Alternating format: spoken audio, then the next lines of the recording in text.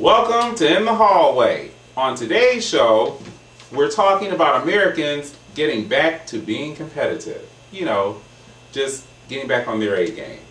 Ladies, do you all feel you're competitive? No. No. We weren't raised to be competitive. Right. Again, with mother and daddy in the house and the three of us, we were always raised as a family to unite and do things as a team. Yeah. It wasn't about being better than someone else in the house.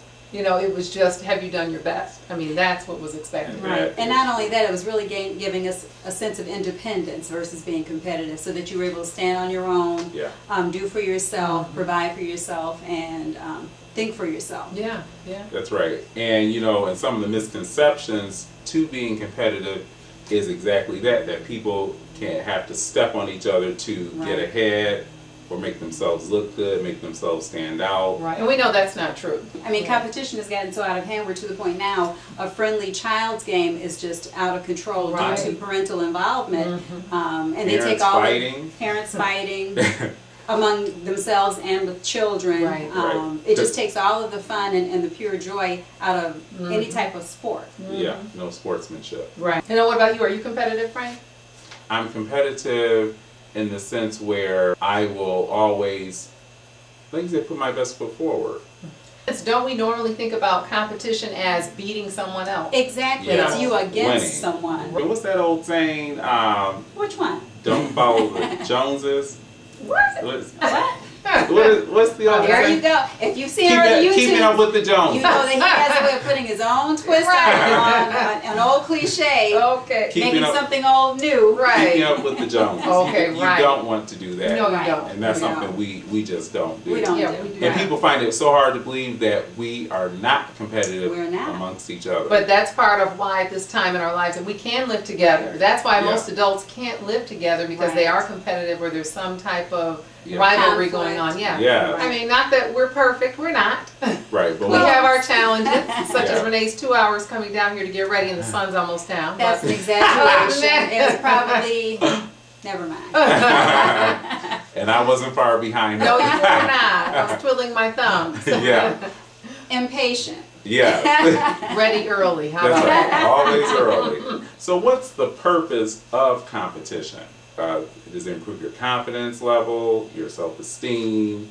I would say it does all of that. It does all. It creates good camaraderie. It teaches teamwork. It teaches you how to work well with others, how to lose gracefully, hopefully. It really depends on what you're learning and who you're learning from. Do you feel America or Americans have done their best to maintain our competitive edge in the world? I would say shame on America, because absolutely not. We have not. We have not. We have fallen off the wagon as far as healthy competition is concerned. And it's and it starts from home. Absolutely. It's got to start from home. We see it a lot in the schools where we're trying to teach, I guess, what we were taught in a sense. And that is that it's not about you and someone else. Have you been your best? What is your stake in it, or what have you contributed to the bad or good situation? And not only that, and gaining strides in being your best, you know that it's not just about you, it's about giving back and helping the next person and giving to others. So it's really more about thinking about the whole versus the sum of its parts. And that is true, because even in the classroom, if I as the teacher, even if your child attends public school, especially as most American children do attend public school, if you're in the classroom talking while the teacher's trying to explain a lesson, then you're just learning how to talk. You're not even gaining the knowledge to compete in a global world. Well, again, with competition as well as setting goals or anything else, one thing that you are responsible for that no one can do for you, and that's bring the desire to move ahead with you. You must bring some desire yourself to attain a better standard of living than you're in right now. And no one can do that for you. That has to come from within. But also it goes back to what you said about parenting. Parents play a key role in developing that sense for a child to desire more. And just the sense of urgency that it's important, that it's valued, that it's a benefit versus thinking that it's optional. So why has this changed? Why do you think in America that we have fallen off of our game? We're not at our best anymore. Why is that? A lot of it, I feel, it has come to the point of looking at the gimmicks of what's going on versus the fiber or fabric of what's going on. What really makes this country great? What made it great? What makes the people? Because it's no better than the people in it. Absolutely. So it's really about the people being their best. It's all about forging and forming friendships and relationships that we have seemed to find a way to have severed. Because we are a team. We're a country, we're a team, we're a community, we're a school, we're a family. We've got to learn to unite because we are much more powerful together than we could ever be alone. And when you say that, it just reminds me of the fact that starting not only within our homes, we're separated divided within our homes, we're divided within our communities, we're divided within our cities, we're divided within our states. So when you have all these areas of division, there is no sense of unity. I think we're just now getting back to that point. We've got a new president in office, President Barack Obama, yay. And I think he has found a way to connect with people in a sense, young, old, black, white, across the board, everyone in between, to say that, you know, we are better than what we have been and we will rise to the occasion and be our best once again. But you know, and it also brings back to, it's kind of like that old saying, once I'm throwing up old sayings all day. We did learn a lot of those growing up. Yeah, we did. Once again, our grandparents, our parents, our relatives, the haves and the have-nots. Sure. Once again, in America, it's almost like an entitlement to certain things. You're entitled to an education. If you don't, you have these child advocates that will fight for you. You have the right to be given certain things, and once again, other people in other countries aren't. It's almost like you have to work for it. So now we've gotten very comfortable in where we're at. We have to get back to hard work. Almost annoying though when you give out homework and students have attitude about doing homework. I never remember.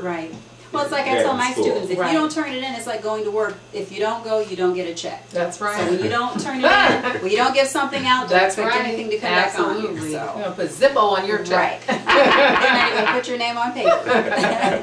So it's really, in essence teaching you, and I tell my students all the time, as we all do, the habits you form today really can precede and predict who you are later, and the habits that you form later. So we're just trying to teach you good habits. And that's right. And that is so true. I was in the grocery store, and I'll never forget, I was looking for a line, and usually the light is on it, the number pops up that tells you, you know, which lanes are open. And the cashier was at the cash register, but her light wasn't on. So I went to the next lane over, and the lady flagged me down. And so I got in line. The manager comes over, asked her very nicely to turn her light on so customers know that she's open.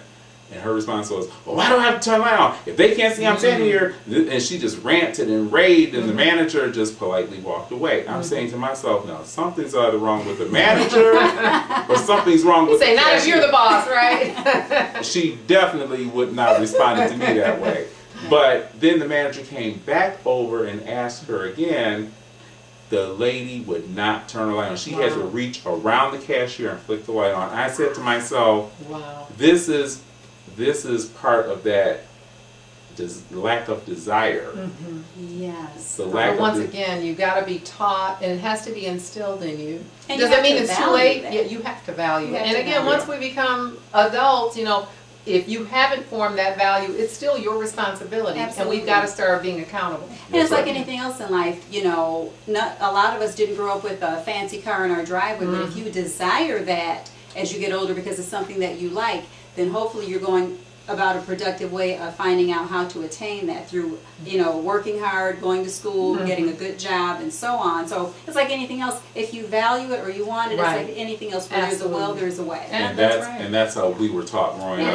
Our parents, it was mandatory. It was mandatory. There was no negotiating. Non-negotiable. It's amazing how these kids actually talk back to their parents. It blows me away. We've had some interesting conferences. Interesting. When I'm stepping in because the child is disrespecting the parent, it's like, you are not going to talk to your mother like that, not while I'm sitting here. And not with baby teeth, you're not going to do it.